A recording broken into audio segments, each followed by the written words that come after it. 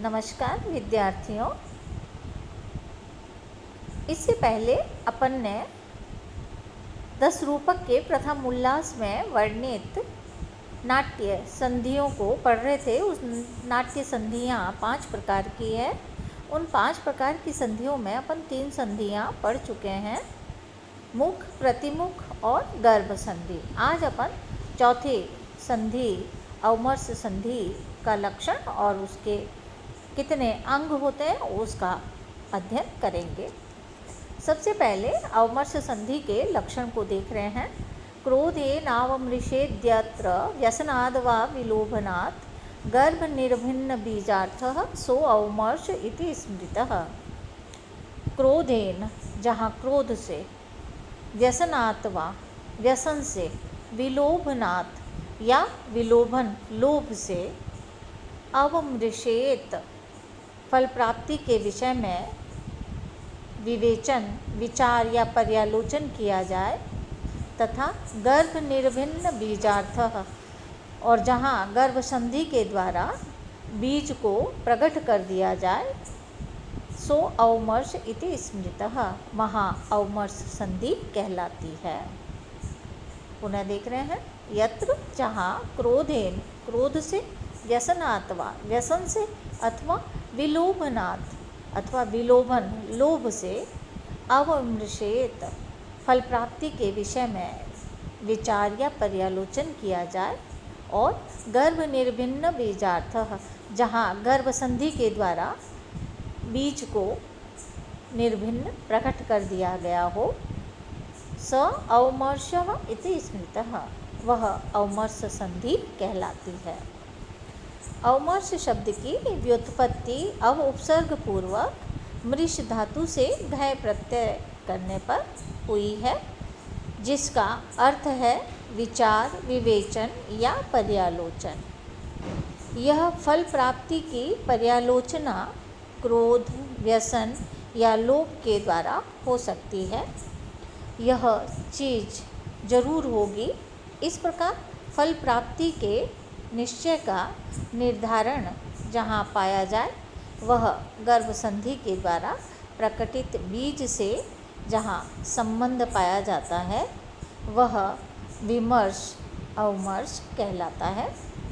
जैसे रत्नावली के चौथे अंक में वासवदत्ता की प्रसन्नता से रत्नावली की प्राप्ति बिना किसी विघ्न के संभव है, इस विमर्श की सूचना अग्निदाह तथा उससे लोगों के भाग कर डरने के वर्णन तक की गई है। और इसी प्रकार वेणी संहार में भी दुर्योधन के फूल से लथपथ होकर भीमसेन आता है, उस वर्णन तक विमर्श अर्थात अवमर्श संधि है। यहाँ युधिष्ठिर पद्य में जीत बहुत थोड़ी बची है, स्वल्पो अवशेष जय के द्वारा समस्त शत्रुओं, भीष्म आदि महारथियों के वध से अब विजय निश्चित रूप से निर्धारित हो गई है, इस बात की पर्यालोचना करता है। अतः यहाँ पर अवमर्श दिखाया गया है। इस अवमर्श संधि के अंगों का वर्णन करते हुए आचार्य धनंजय लिखते हैं, तत्रापवाद संफेटौ विद्रव द्रवशक्तयः द्युतिः प्रसंगश्चलनं व्यवसायो विरोधनं प्ररोचना विचलनमादानं च त्रयोदशः। इस अवमर्श संधि के 13 अंग होते हैं।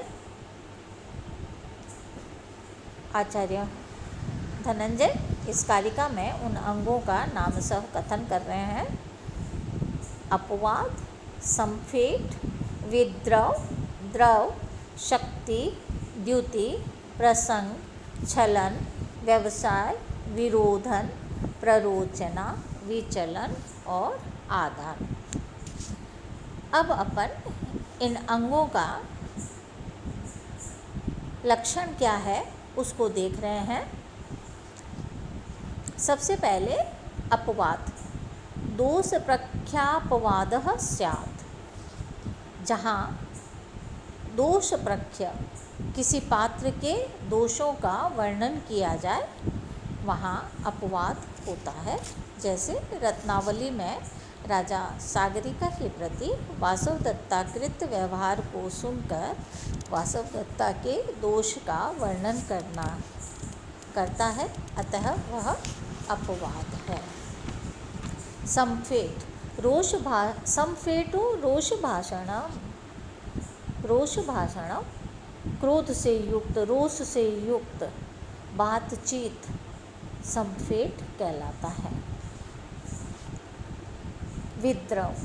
विद्रवो वध बंदादि, वध किसी पात्र का मारा जाना, बंदी बनाया जाना, आदि से तात्पर्य है भय आदि से पलायन करना, ये विद्रव कहलाता है। द्रवो गुरु तिरस्कृति है, जहाँ बड़े व्यक्तियों, गुरुओं, माता पिता, गुरुजनों का तिरस्कार हो, वहाँ द्रव नामक विमर्श संधि का अंग होता है। शक्ति है,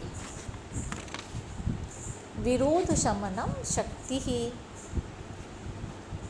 विरोध का शमन हो जाना, विरोध का शांत हो जाना शक्ति कहलाता है। द्युति है, तर्जनो उद्वेजने द्युति है, किसी पात्र का तर्जन तथा उद्वेजन करना द्युति कहलाता है।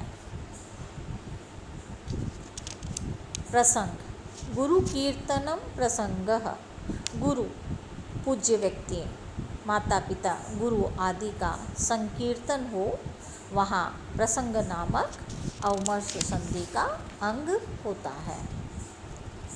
छलनम चावमाननम, अवमानन अर्थात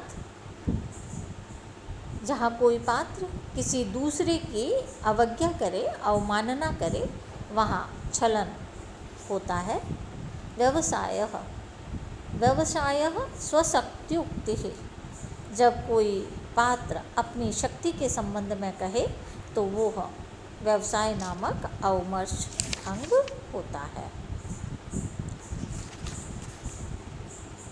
विरोधन, संरब्धानां विरोधनम, संरब्ध अर्थात जहाँ क्रुद्ध पात्रों के द्वारा परस्पर स्वशक्ति का प्रकटीकरण हो, विरोधनम, वहाँ विरोध नामक अवमर्श होता है।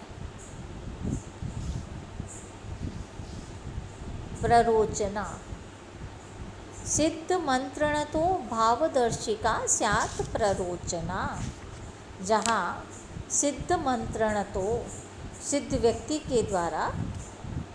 व्यक्ति अपने वचनों के द्वारा भावदर्शिका, भावी घटना की सूचना इस तरह से दे जैसे वो सिद्ध है, तब वहाँ प्ररोचना नामक अवमर्श का अंग होता है। विकथना विकथना जब कोई आत्म प्रशंसा करे, आत्मश्लाघा करे, डींगे मारे, तो वहाँ पर विचलन नामक विमर्श अवमर्श संधि का अंग होता है। आदानम कार्य संग्रह, जब नाटककार कार्य का संग्रह करने लग जाए, अर्थात जब नाटककार उपसंहार की ओर बढ़ने की कामना से नाटक या रूपक की वस्तु के कार्यों को संग्रहित करता है, समेटने की चेष्टा करता है, तो वह अवमर्श का अंग आदान कहलाता है। यहाँ हमने